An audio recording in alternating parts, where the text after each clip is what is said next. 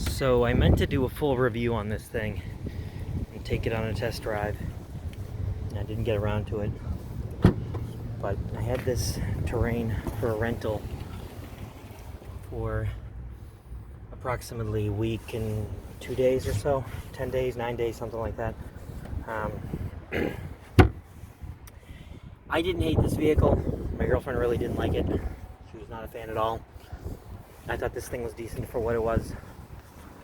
The biggest problem for me was that somebody had spilled something inside of it and all the buttons are sticky up front. Enterprise didn't notice. I'm not mad at them, I get it. Probably just didn't realize, but yeah, it was kind of gross.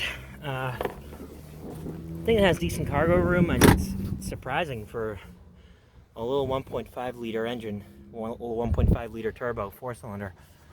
Had a decent amount of power. Wasn't a bad vehicle. Not quite my style. I will say on 4-wheel drive mode, it will kick out its rear end a little bit, which is cool. I like that. Fairly solid all around. Bluetooth connectivity worked flawlessly. All these little cubbies. That was actually one of my girlfriend's few positive takes on this vehicle, was all little cubbies and everything. Yeah, it wasn't a bad vehicle overall. Surprising, like I said.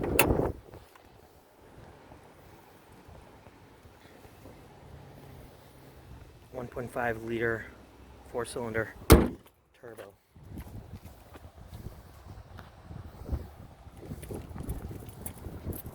Lots of nice details for a small little SUV, but of course I think that for this kind of money, I don't think I would necessarily go for this type of vehicle. It's not quite my cup of tea. I do like the styling. The lobster claw headlights and taillights are kind of neat, even though they recycled those from a Camry from years ago. But not a bad vehicle, but I'm happy to be in this Grand Cherokee. The Grand Cherokee is quite the upgrade compared to this Terrain. But again, not a bad vehicle. I would say, if I was to say my favorite and least favorite thing about this thing, my least favorite thing is the fact that I wasn't able to figure out the start-stop defeat. I don't know if it existed, but I wasn't able to figure it out.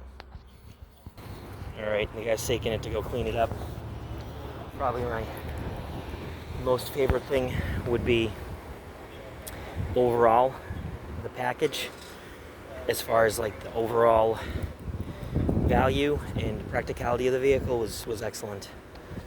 Not bad for a small 1.5 liter turbo SUV. Thing wasn't a bad vehicle. On paper, that sounds absolutely terrible in my opinion, but in the practical sense, it wasn't bad. Nothing of the usual negativity that you hear from some people about GM. I thought the interior was quite nice. The other seats, the heated seats, all those little details, totally fine. Had no issues with it. But again, happy to be in a Grand Cherokee. It's quite the upgrade. Those sticky buttons, I really hope they clean those for the next person, because it was driving me crazy. The buttons actually make almost a crunching sound when they will finally break loose. And that's just completely crazy to me. Alright, anyway, so if you're looking at buying a GMC Terrain and you think it's in your price range and you need a small crossover SUV and you like the styling, I say go for it. But definitely test drive it. It's not a truck. And of course, that goes without saying. It's a crossover SUV. It's basically a station wagon. Fairly small station wagon at that. So there's your review of a 2021 GMC Terrain SLT. That was the last vehicle I rented. Now I'm in a Grand Cherokee. I'll have a review of this thing in a few days. I try to not review stuff I don't drive for at least 4 or 5 days. I just picked this thing up. I'm not going to be doing a review of it for at least a week. The GMC, like I said, I drove for about 10 days, so take that for what it's worth.